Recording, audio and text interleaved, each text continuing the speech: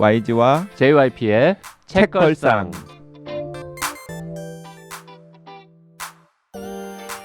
책에 관한 걸쭉하고 상큼한 이야기. YG와 JYP의 책걸상이 찾아왔습니다. YG 강량구입니다. JYP 박재영입니다. 박평 박혜진입니다. 박평 요즘 왜 이렇게 얼굴 보기 힘들어요? 엄청 바쁘다고 들었습니다. 그리고 얼굴이 반쪽이 됐어. 거짓말하지 마세요. 안쪽은 아니고 한 7% 정도 감소한 것 같습니다.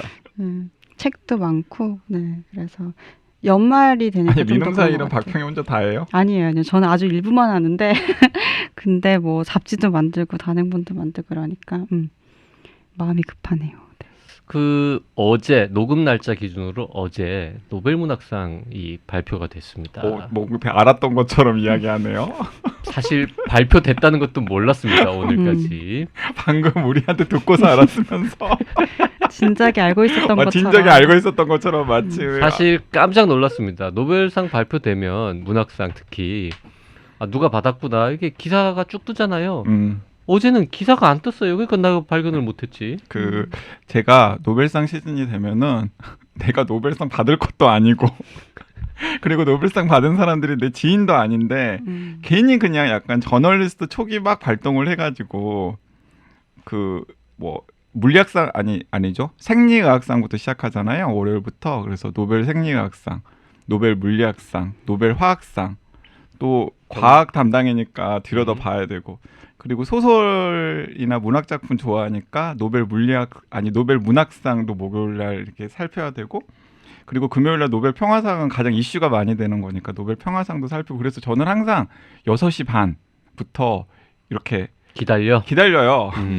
한국 시간으로 8시 한국 시간으로 과학상은 6시 30분에 발표하고 6시 반. 그리고 문학상은 8시에 발표를 해요. 그래서 어제도 딱 했는데 전혀 모르는 사람인 거예요. 원래 노벨 문학상 발표 시점 되면은 큰 출판사의 이제 문학 담당자들은 되게 바빠진다면서요.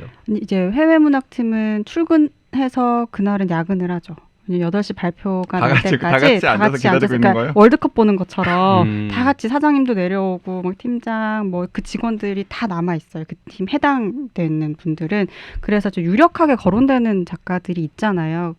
그런 작가들이 되면은 이제 발등에 불이 즐겁게 이제 떨어지는 거고, 물론 교차하죠. 사장님은 굉장히 즐겁겠죠. 하지만 이제 실무자들은 이렇게 아니지. 사장님도 우리 회사에서 그 작가의 책이 한 권도 안 나왔으면 슬퍼하겠죠. 슬프지만 만약에 예전에 가즈오이시구로라든지 올가 토카르추크라든지 이런 작가들 이렇게 되면은 이제 이렇게 페스티벌이 되는 거고. 근데 어제는 이렇게 다 막 모여 있었어요. 되게 긴장감 돌고 그럴 때 저희는 약간 소외감을 느껴요. 한국문학팀은 저는 어쩌다 보니까 일이 있어서 남아 있었는데 그렇게 배제된 느낌?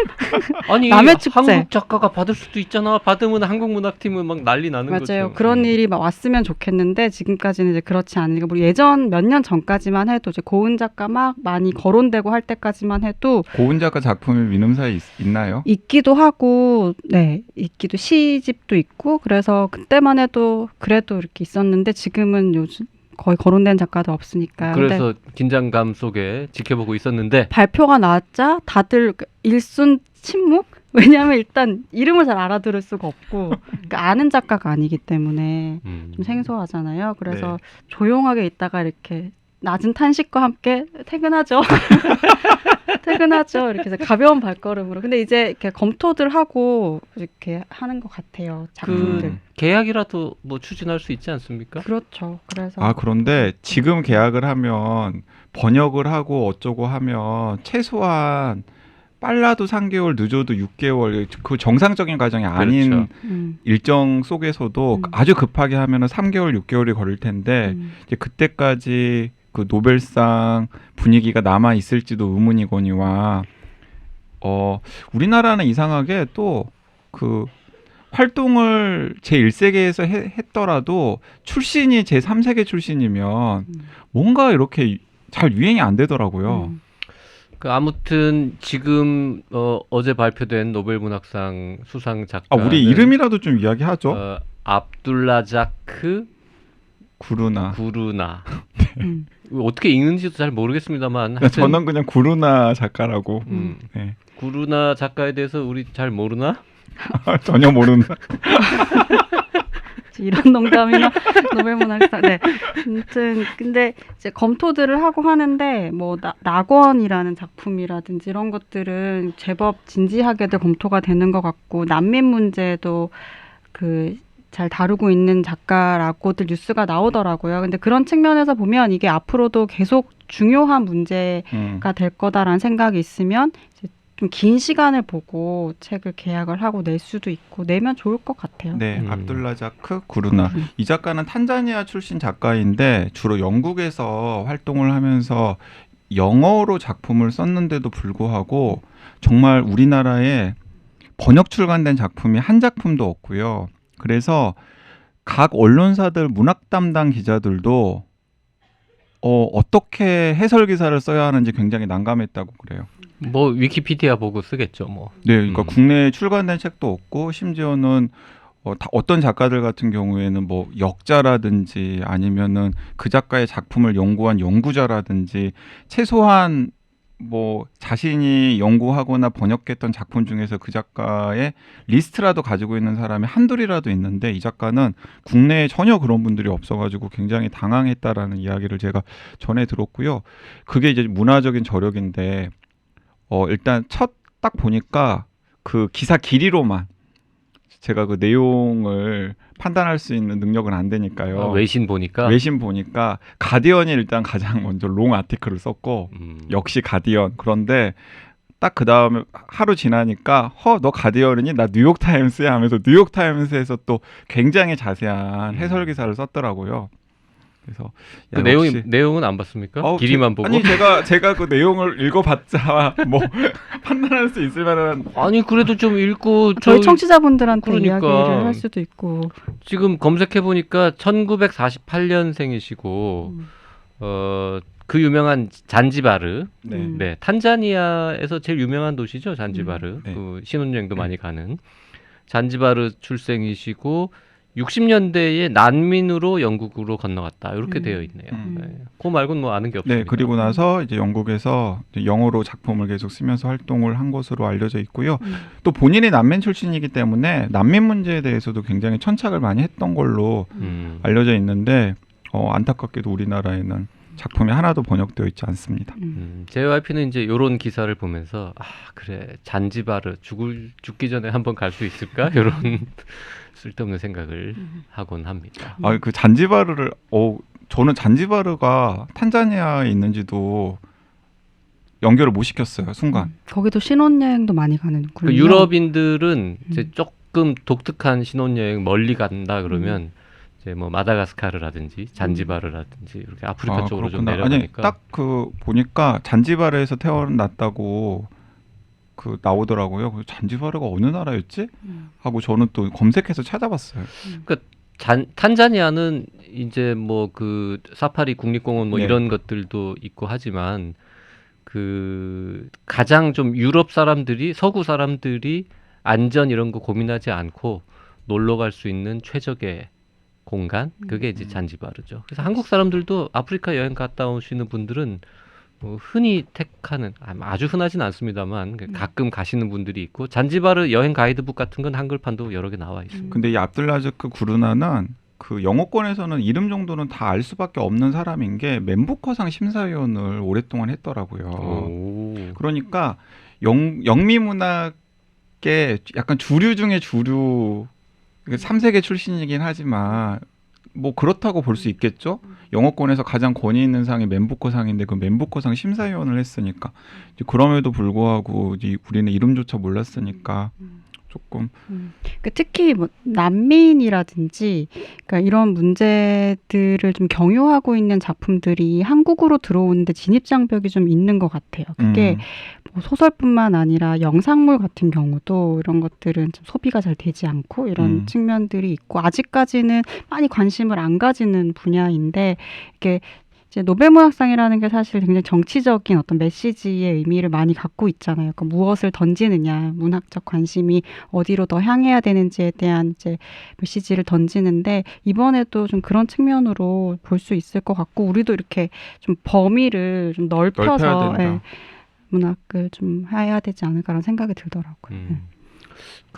지금 뭐 영어 기사 같은 걸 이렇게 대충 훑어보고 있는데 어렸을 때는 글을 쓰는 사람이 될 거라고는 단 한 번도 생각해 본 적이 없다.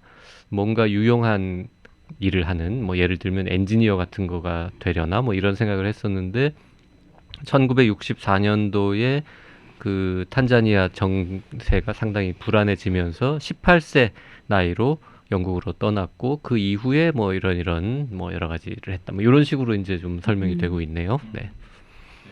어쨌든 간에 노벨상 덕분에 압둘라자크 구르나라고 하는 분명히 훌륭한 작가일 그 우리가 이름도 모르는 작가의 존재를 알게 되었으니까 그것도 저는 그 노벨상 이벤트가 막 싫어하는 사람도 있잖아요. 맞아요. 그럼에도 불구하고 의미 있다고 생각해요. 저도 동의해요. 네. 네.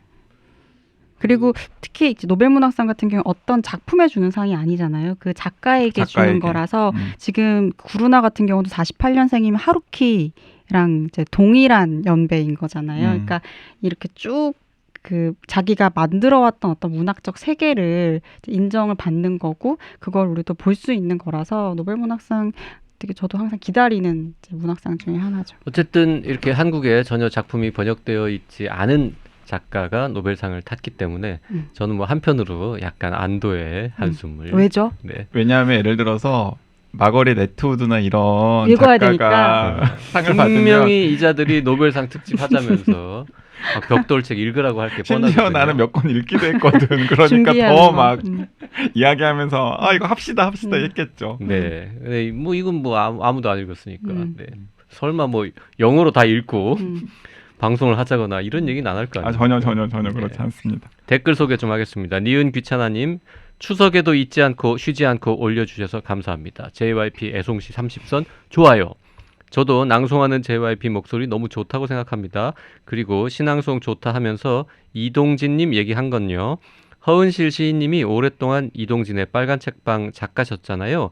그 빨간 책방은 마지막에 시 한 편씩을 이동진님이 읽어주고 끝납니다.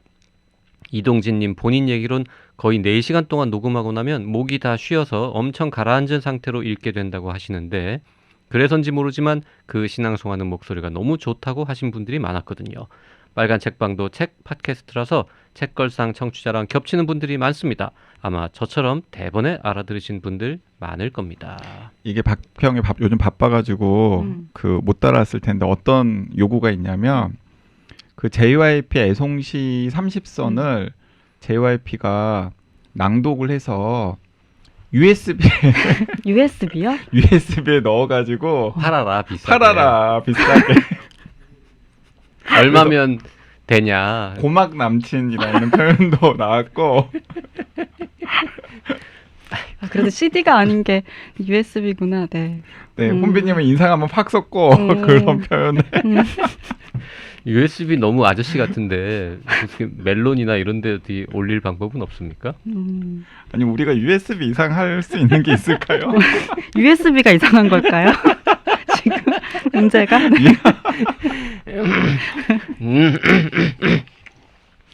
이동진 약간 조금만 분위기 띄워주면 할 것 같은데. 아닙니다. 절대 그 안 우리 됩니다. 다음 시즌 펀딩 이런 거 준비하고 있잖아요. 거기서 고액 펀딩 하신 분들에게 안 됩니다. JYP 애송시 30선 USB를 선물로 주겠다. 고액 펀딩자 아무도 안 나옵니다. 그렇게 하면은. 네.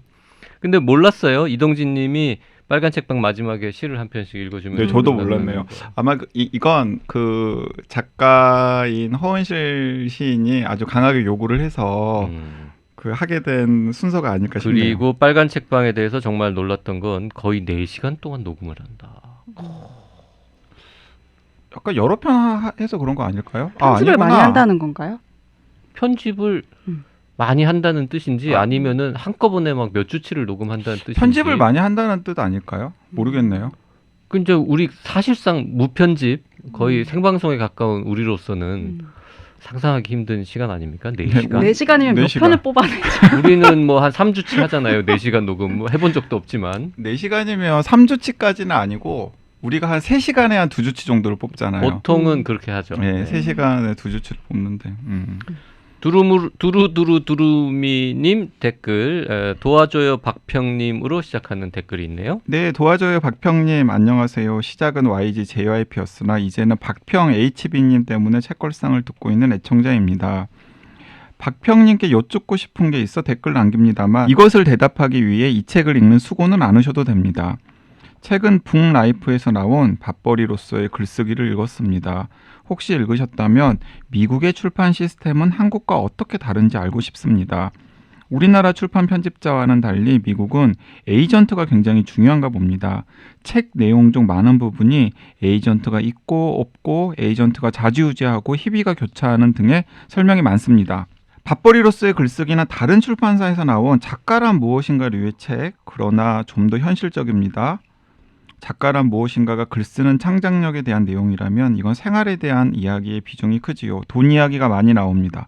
원고료가 얼마인지, 3급금 지급 방식은 어떠한지, 돈이 없어 어떻게 지내는지, 공과금과 월세는 얼마나 밀렸는지, 대출금이 얼마나 되는지, 어떻게 갚았는지. 돈 냄새가 나서 재밌긴 했는데 에이전트 이야기를 이해하지 못해서 어려움을 겪었습니다. 출판 문화가 나라마다 어떻게 다른지 궁금합니다. 우리나라 편집자가 작가와 출판사 편집에 미치는 영향력도 알고 싶습니다. 그래서 박평님은 어떤 일을 하시고 얼마나 힘든 직장 생활을 하시는지 고충을 말씀해 주시는 것도 듣고 싶습니다. 요 질문들 해결하면 오늘 이제 책 소개는 못 하고 그냥 방송 끝날 것 같아요. 박평 특집으로 오늘 바꾸죠? 뭐 그럴까요? 네. 고충을 이런 게 고충이죠. 이런 게 거부터. 고충이죠. 아니요. 그 에이전트 같은 경우는 그러니까 우리나라도 점점 에이전트 문화가 좀 생기고 있죠. 있어요. 네. 생기고 있는데 미국은 이제 아무래도 그런 시스템이 훨씬 더 체계화돼 있기 때문에 아마 책 읽으면서 이제 그런 거를 차이를 좀 경험을 하셨을 것 같은. 저는 이 책 읽지는 못했는데 그냥 한국의 상황을 좀 빗대서 얘기를 하자면 이제 한국에서는 따로 에이전트가 있다라고 하려면 예를 들어서 뭐 영상화를 하는데 전담을 하고 있는 에이전트가 또 있을 수 있고 그 해외 판권, 그러니까 이거 외국으로 수출하는데 필요한 업무를 하는 에이전트가 있을 수 있고, 근데 외국으로 수출할 때 또 그 대륙별로 또 에이전트가 따로 있을 수 있어요. 중국권을 커버하는 에이전트가 또 따로 있을 수 있고, 영미권 현지 에이전트가 있을 수 있고, 또 한국에서 또 에이전트가 있을 수 있고. 지금 말씀하신 에이전트는 사실 이제 우리가 보통 에이전시라고 부르는 그 출판 관련 저작권 관련 업무를 대행하는 회사를 것이죠. 말하는 거고 네. 지금 질문하신 에이전트는 작가 개개인과 계약을 맺어서 활동하는 에이전트를 그런 말하는 것 같은데요. 경우들도 네. 있는데 사실 저는 그 직접적으로 체험을 하지는 못했는데 예를 들면 그 듣기로는 그렇게 작가를 관리하는 매니지먼트처럼 그렇죠. 네, 작가의 업무들을 관리해주는 에이전트가 있는 것으로 알고 있고 그런 곳들에서 예를 들면 작가의 계약 그리고 그 계약에 필요한 여러 딜 뭐 이런 것들을 다 관리를 그런 거 연예인처럼 하죠. 해주는 맞아요. 거죠. 네, 그래서 뭐 선인세라든지 연예인들이나 스포츠 스타들이 그 에이전트 쓰는 거랑 똑같은 형태의 그 에이전트가 외국에는 꽤 활성화되어 있고요. 저는 그 출판 외국 책 계약 같은 거 할 때 그 에이전트랑 몇 번 커뮤니케이션 한 경험이 있고 한국에서도 우리나라에도 몇 명 있거든요. 그 에이전트를 통해서 계약해서 책을 아직 나오진 않았는데 저희 회사에서 나올 책도 있고 그렇습니다. 그 이게 왜 궁금하신지는 잘 모르겠지만 에이전트를 두는 작가들은 본인이 되게 잘 나가는 작가이거나 아니면 이 사회 경제적 지위가 되게 높아요.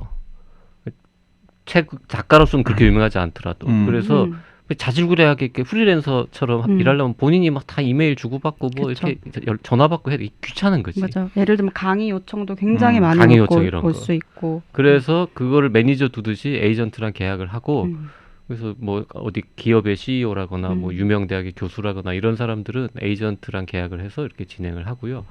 그 미국에는 출판 에이전트 업계에서 마치 그 야구의 보라스 아저씨처럼 굉장히 많은 작가들을 발굴도 하고 관리하는 잘 나가는 에이전트들도 몇 개 있는 것으로. 근데 이제 네. 우리나라 같은 경우는 에이전트가 이제 조금씩 생기고는 있지만 활성화되기가 힘든 게 에이전트는 기본적으로 작가한테 가야 할 몫을 떼가지고 수수료를 떼가지고 먹는 보통 거거든요. 어떻게 되냐면요. 그 에이전트들은 계약이 성사되면 출판사로부터 그 사이닝 피라고 하는 그 계약금 형태로 성사 사례금 같은 거를 한 100만 원 뭐 이쪽 저쪽으로 돈을 받습니다. 네, 그러니까 그리고 저자 인세가 보통 10%지 않습니까? 그거를 9%와 1%로 저자와 에이전트가 나눠서 가져가는 걸로 보통 계약을 합니다. 네, 그러니까 이제 어떤 문제가 생기겠어요. 우리나라 같은 경우는 강량구의 강한과학에서도 확인할 수 있듯이 책이 나오면 책 1세도 안 나가는 경우가 되게 많거든요. 그러면은 6개월, 1년 혹은 1년 이상 굉장히 고생해서 책을 썼는데도 불구하고 수중에 그 떨어지는 돈은 채 몇백도 안 되는 경우가 태반이에요. 그런데 또 그걸 에이전트랑 쪼개야 되는 상황이 생기니까 기본적으로 이 에이전트 문화가 확립이 되려면 시장 규모가 엄청나게 커야 돼요. 그래도 그렇죠. 네, 네, 그렇긴 네. 한데 에이전트들이 하는 일은 그 작가들한테 굉장히 조언을 많이 해주고요. 현재 출판 시장의 트렌드라든지 이런 거 그리고 뭐라 그럴까 이렇게 출판사들이 선뜻 계약할 수 있는 가능성을 높이기 위한 여러 가지 작업들을 좀 해주고 뭐 외국의 에이전트들은 유망한 좀 젊은 작가, 가난한 작가들한테 미리 이렇게 투자도 하죠. 투자해가지고 돈을 좀 주면서 쓰라고 해갖고 그런 경우에는 이제 인세를 나누는 그 퍼센티지가 좀 달라질 텐데. 그리고 또 그런 작가들을 굉장히 마케팅 잘하고 그리고 많이 팔 법한 그런 출판사에 연결시키는데도 노력을 그렇죠. 많이 하고. 그리고 심지어 어떤 에이전트는 그 에이전트의 이름 때문에 어떤 원고의 검토를 대충 한 상태에서도 메이저 출판사들이 계약하는 경우도 생기고. 그렇죠. 네. 우리 스캇 보라스가 만약에 한국의 어떤 고등학교 야구 선수랑 계약을 해가지고 미국에 가서 소개를 하면은 그 프로야구 구단들이 보라스가 찍었대 이러면서 이제 더 유심히 볼 거 아니에요. 그런 일이 출판계에서도 있는 거죠. 그러니까 이제 이렇게 또 우리나라 같은 경우는 출판 편집자가 에이전트 역할도 하고 편집자 역할도 같이 하는 거거든요. 어떻게 보면은. 그런데 에이전트 시스템이 확립되어 있는 곳은 될 법한 원고를 발굴하거나 작가를 발굴하는 일을 에이전트가 하는 거죠. 그리고 그렇게 에이전트가 발굴해온 원고나 혹은 뭔가 이렇게 발탁해온 작가의 작품을 잘 메이드하는 역할을 이제 편집자가 하는 거고, 근데 우리나라는 원고 발굴도 편집자가 하고, 구분이 안 돼 있어요. 예, 네. 작가 발탁도 편집자가 하고, 작가 관리도 심지어 편집자가 하고, 예를 들어서 갑자기 그 작가가 어떤 출판사에서 책을 내가지고 빵 뜨면은 그 작가의 이른바 매니저 겸 에이전트 역할까지도 편집자가 하는 경우도 종종 많이 있죠. 그래서 박평이 노동 강도가 센 거 아니겠습니까? 이것저것 하느라고. 예. 가능한 안 하려고 하는데 근데 이게 그러니까 저희도 외국에서 자료를 봤잖아요. 그러니까 돈을 내고 지금 해외에서 어떤 작가들이 어떤 작업을 하고 있고 어떤 신인이 어떤 작품을 쓰고 있고 뭐 이런 정보들을 봤잖아요.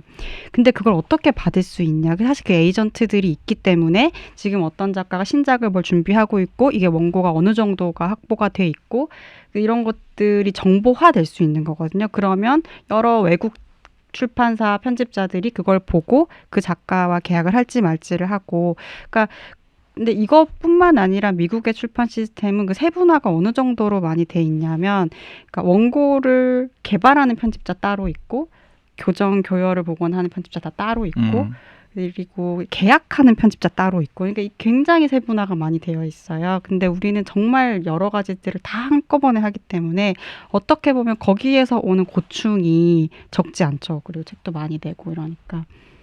한편으로 보면 우리나라 편집자들이 가성비가 좋죠. 끝판왕이죠. 네, 뭐 영혼을 갈아 넣어서. 근데 이게 그 후진적이에요. 후진적이고 그 전문화가 되기가 좀 어렵기도 하고 작가와 오래 일을 하기 힘든 구조이기도 하고 여러모로 그래요. 그렇기 때문에 좀 뛰어야 하지 않을까. 에이전트가 있는 작가들은 작업하기 어렵더라고요. 저 경험상. 보통 이제 출판사 우리가 어떤 외국 책을 번역하고 싶다 그러면은 그 원서를 출판한 출판사에 직접 혹은 출판사하고 계약이 되어 있는 우리나라 에이전시한테 이제 의뢰를 하잖아요. 근데 그걸 보고 이렇게 의뢰를 하죠. 그러면 답이 좀 있다가 와요. 이 책은 작가의 에이전트가 해외 판권 계약의 전권을 가지고 있으니 우리는 모릅니다. 그러면서 에이전트 연락처를 딱 줍니다. 그러면 에이전트한테 연락을 해야 되는데 되게 에이전트가 끼어 있는 책들은 자기 그 수수료를 더 받으려고 그러든지 선인세도 좀 높죠. 높게 달라고 하는 경향이 좀 있고 그러니까 그런 거랑 마찬가지예요. 그러니까 우리나라 같은 경우에도 가끔씩 연예인이 책을 내잖아요. 그러면 출판사랑 이야기에서는 그 연예인 작가와 관련된 여러 가지 일들을 하기가 굉장히 어려워요. 연예인 작가라면은 사실 에이전트가 있는 경우가 많으니까. 마찬가지니까. 예를 들어서 그 제가 출연 메일을 간곡히 보냈다가 까였던 정우성님 같은 경우에도 또 얘기하나요? 네. 정우성님 같은 경우에도 뭐 정우성님이 그 저의 그 간곡한 메일 제가 저장해 놨거든요. 가끔씩 읽어봐요. 왜 읽어보세요? 기억하려고. 잊어버리지 않으려고. 이거 노력이네요, 진짜. 네. 그런데 그때도 정우성님께서 그 메일을 읽으셨다면 저는 분명히 응하셨으리라고 생각을 하거든요. 그런데 아마 그것도 그 에이전시에서 아마 중간에 커트를 했을 가능성이 굉장히 높다라고 생각합니다. 네. 소속사에서. 네. 자, 지금 시간이 꽤 많이 지났는데요. 오늘 소개할 책은 박평픽입니다. 박평 출판사에서 나온 책이고요. 김희선 장편 소설 무언가 위험한 것이 온다 라는 제목의 따끈따끈한 신작입니다. 네, 박평이 굉장히 재밌다라고 이야기를 했고, 그리고 그 저는 흔쾌히 읽어보고 싶다라고 이야기를 했고, JYP도 뭐 약간 뭔지 잘 모르지만 박평이 추천을 하니까 그래요, 읽어볼게요라고 했는데 이 작가에 대한 정보를 듣고서는 그렇죠. 기대된다라고 했죠. 그냥 얘기 듣고는 뭐 박평픽은 대체로 이제 믿고 보는 편이긴 한데 그래도 김희선 그건 누구죠? 이랬는데 제가 이미 읽어봤다는 거죠, 이분 작품을. 그래서 뭐 이랬더니 이제 그 축구공 이야기 공의 기원. 공의 기원이라는 단편. 그게 아마 젊은 작가상 수상 작품집에 들어있던. 그래서 그때 그 공의 기원이라는 아주 재미있는 아이디어의 소설을 저도 잘 봤던 기억이 있어서 그래? 그러면 한번 보겠다라고 해서 이제 읽었습니다. 저는 또 그 김희선 작가한테 되게 애정이 생겼던 게 그 공의 기원을 재밌게 읽고서 이 작가 작품을 좀 읽어야겠다라고 하다가 그 공의 기원이 같이 수록된 골든에이지라고 하는 작품집이 그 다음에 나왔어요. 그래서 제가 소문 없이 그 골든에이지를 읽었었는데 너무 좋았거든요. 소문 없이 그러니까 두 분한테 같이 뭐 이렇게 해보자거나 이런 얘기를 안 했다라는 거죠. 소문 내고 읽습니까? 네. 나 이 책 본다 이러고. 아니 책 팟캐스트를 지금 진행하고 있는데 요즘에 이런 책 읽었다 같이 읽어보자 이럴 수 있잖아요. 몰래 읽었어요. 네, 어쨌든. 근데 너무 좋았던 거예요. 그 작품집도 너무 좋아서 김희선 작가가 다음에 장편이든 작품집이든 내면 계속해서 챙겨서 읽어야겠다. 플러스 그 이전에 냈던 장편이나 이런 것도 시간이 되면 찾아서 읽어봐야겠다. 이런 찰나에 저는 신간이 나왔는지 몰랐는데 박평이 김희선 작가의 신간이 나왔다고 그래서 되게 기대를 하면서 읽었죠. 읽었는데 저는 그 제가 굉장히 좋아하는 SF 소설이 지금 이 김희선 작가의 작품에 약간 모티프가 된 것 같기도 하고, 그리고 또 제가 좋아할 만한 요소들도 중간중간에 있어서 아쉬운 점이 조금 있긴 했습니다만 전체적으로 만족스럽다 라고 생각을 했는데 읽으면서 이런 생각은 했죠. 분명히 JYP는 왠지 이거 투덜거릴 것 같다. 분위기 안 좋을 것 같다. 라는 생각도 저는 알면서 추천한 겁니까? 왜냐하면 모르지 않았죠. 왜냐하면 그 김희선 작가의 작품들이 이게 지금 첫 책이 아니잖아요. 네. 그 앞서도 소설집 이야기 했었고 무한의 책 같은 소설도 장편 소설도 그 있었고 무한의 책을 좋다시는 분들이 꽤 있더라고요. 꽤 있었어요. 엄청 긴데. 근데 그 꽤가 이렇게 되게 많지는 않고 생각보다 이 책을 다 읽은 사람들이 있단 말이에요. 왜냐하면 굉장히 두껍고 네. 그리고 그 이야기 전개 제목이 일단 두꺼울 것 무한의 같아요. 책이잖아요. 무한의 책. 정말 무한하거든요. 그리고 그 전개 방식이라는 것도 좀 보편적이지 않아요. 그러니까 우리가 쭉 읽으면서 정말 몰입된다. 너무 재밌다라고 얘기하기에는 좀 되게 묘한 소설이에요. 근데 그런 작품들을 계속 써왔기 때문에 이게 대중적이라거나 이런 이야기를 하기는 좀 어려운 지점이 있는데 그 매니아들이 있어요. 그러니까 김희선 소설을 되게 좋아하는 사람들, 소수의 사람들이 있고 작가들도 좀 좋아하는 이제 분들이 많고 그래서 이거를 근데 이번 작품은 조금 다른 측면, 이렇게 길이도 좀 짧고 그러면서 좀 소재도 좀 더 선명하고 근데 좀 SF적인 특징도 있고 그래서 이거를 읽으면 어떤 반응 들일까 좀 궁금하기도 했고 그럼 실험 대상이 된 겁니까?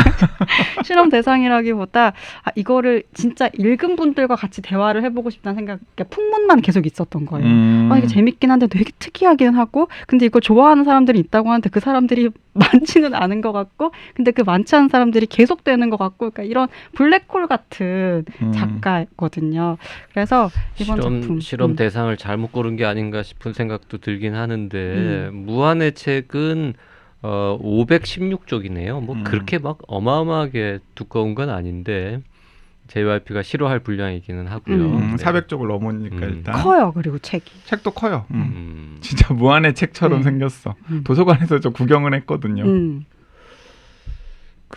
저는 하여튼 원래 좋아하는 계열이 아니잖아요. 이게 이제 좀 이따 설정을 말씀드리겠지만 그래서 첫 장면부터 이런 거였어 이러고 이제 읽다가 조금 가니까 그게 진짜 소설이 아니라 이렇게 영화 촬영지 잠깐 나오고 이제 현실로 오더라고요. 그래서 처음에 이제 화성 우주 얘기부터 시작을 해가지고 이게 화성이 배경인 거야? 이러고 이제 보다 보니까 좀 있으니까 우리나라로 다시 돌아오긴 하는데 그 다음부터도 내가 좋아하는 계열이 아닌데 이거를 박평이 날 왜 읽으라 그런 거지? 내가 요새 뭐 잘못했나?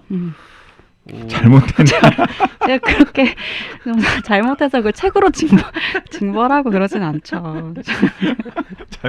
잘못한 게 있으면 말을 하겠죠. 저 다 교양인들인데. 하여튼 뭐 그나마 그거 이제 재밌다. 잘못하면 책으로 벌을 주는 거야. 심지어 무언가 위험한 것이 온다 이런 책을. 너 그러다가 진짜 위험해진다 이런 메시지를 담아서 잘못하면 막 문재인 정부 지지하는 게 확실한 분한테 골방에 가둬놓고 한 번도 경험해보지 못한 나라를 막 베껴쓰게 해. 읽으라는 것도 아니고 베껴쓰게 해. 엄청난 오늘 벌이네요. 그건 고문이다 고문 진짜. 그러게요. 인권 유린이네요. 그거는. 하여튼 그래서 읽었는데 저는 사실 마음에 별로 안 들었지만 그래도 한 가지 다행이었던 점은 빨리 끝난다. 짧다 분량이. 한 3시간? 뭐 서너 시간이면 충분히 다 읽는. 근데 김희선 작가랑 우리 JYP는 연이 있잖아요. 맞아요. 제가요? 깊은 저 연이 골든에이지 읽어보고 깜짝 놀랐잖아요. 왜요? 그냥 공예의 기원만 놓고 보면 이제 그 작가가 어떤 분인지는 잘 안 나오잖아요. 그런데 김희선 작가가 현직 약사시잖아요. 같은 보건의료인이시잖아요. 그게 연이라고요? 네. 전국에 있는 보건의료인들과의 연대. 네. 저는 그것도 굉장히 독특했고 김희선 작가가 약국을 지금 운영하고 계시는 현직 약사면서 그래요. 이렇게 소설을 어떻게 글 쓸 시간을 내시지? 틈틈이 쓰시는 그것도 굉장히 이색적인 그 경력이잖아요. 그래서 그것도 저는 굉장히 인상적이었고 약사 출신 소설가가 그렇게 많나? 저는 어쨌든 김희선 작가가 처음이에요. 네, 많지 않죠. 네, 그리고 쉽게 떠오르진 않네요. 그리고 일단 그런 풀타임 잡을 갖고 있는 소설가들이 일단 많진 않고. 그리고 또 다른 하나는 이분이 그 골든 에이지라고 하는 소설집에서도 본인의 정체성을 원주 시민이다. 라는 걸 아주 노골적으로 드러내는 작품들이 많아요. 보통 작품에서는 WC라고 나오지만 읽다 보면 원주에 대해서 조금만 정보를 가지고 있는 분이라면 이 WC가 원주구나라는 걸 다 알 수 있도록 하는 장치들을 굉장히 많이 이렇게 넣어 놓거든요. 그런데 무언가 위험한 것이 온다도 제가 여기도 지금 WC의 뭐 지역 언론사의 기자라든지 아니면 WC의 어떤 뭐 그 모습이라고 할 만한 것들, 그리고 WC 외곽에 지금 택지 개발 엄청나게 많이 되고 있거든요. 그러니까 이제 그런 설정들 같은 것들이 이 무언가 위험한 것이 온다 해도 들어가 있는 것 같아서 이 김희선 작가가 원주라고 하는 지역에 가진 애착이라든지 이제 그 지역에서 뭔가 소재를 끌어오려고 하는 게 이 작품에도 그대로 드러나 있는 것 같아서 저는 그것도 굉장히 재밌었어요. 맞아요. 저희가 그 외국 작품들 읽을 때에는 그 지역에 살면서 그 지역의 이야기를 계속 쓰는 작가들을 종종 보게 되잖아요. 근데 한국은 사실 문화적으로도 그렇지 않고 모든 게 이제 서울 중심이고 그 생활 문화 문제 의식 이런 것들도 다 그런데 김희선 작가는 이제 원주라는 지역이 여기는 막 직접적으로 드러나 있지는 않더라도 거의 관심을 가지고 지켜보면은 상상할 수 있을 정도로 돼 있고 사실 이 책에서도 지역이라는 문제를 굉장히 직접적으로 경유하고 있잖아요. 그래서 그런 지점에서도 좀 독특한 그 위치가 있는 것 같아요. 네. 그래서 JYP는 재미없었다는 겁니까? 같은 보건의료인이 쓴 소설인데도 불구하고. 그러니까 재미가 없었다기보다 그냥 제 스타일은 아니다. 제가 좋아하는 계열은 그렇죠. 아니다. 일단 귀신 씨나라 까먹는 소리잖아요. 이게 맞아 귀신 신나라고 하는 소리고 우리가 그거 뭐죠? 비하인드 허아이즈 허아이즈 그거랑 약간 설정이 겹치는 부분들도 맞아요. 있어. 극혐하는 설정이잖아요. 네. 비하인드 허아이즈 그 비하인드 허아이즈 같은 설정 좋아하시는 책걸상 애청자분들은 필독서입니다. 무언가 위험한 것이 온다. 이걸 이제 반대로 이야기하면 그런 거죠. 근데 장르적 재미만 가지고 장편을 한 건 좀 얇긴 하지만 장편을 읽기에는 그리고 설정도 재밌는데 저는 재밌었어요. 그리고 생각해볼 만한 대목들도 많이 있고. 자, 설정이 어땠길래 재미있었는지, 그리고 YG는 이 책을 읽고 어떤 부분을 생각해볼 점이라고 느꼈는지, 이런 얘기는 다음 시간에 이어가도록 하겠습니다. 아니 이렇게 끝나는 겁니까? 아무리 본인이 재미없었다고? 아니 김희선 작가가 들으면 얼마나 서운하겠어요. 아니 충분히 많이 지금 시간이 지났습니다. 네, 알겠습니다. 다음 시간에 많은 얘기를 하죠. 네, 박평 다음 시간에 많은 얘기를 할게요. 다음 시간에 이야기하죠. 네. 네, 감사합니다. 감사합니다.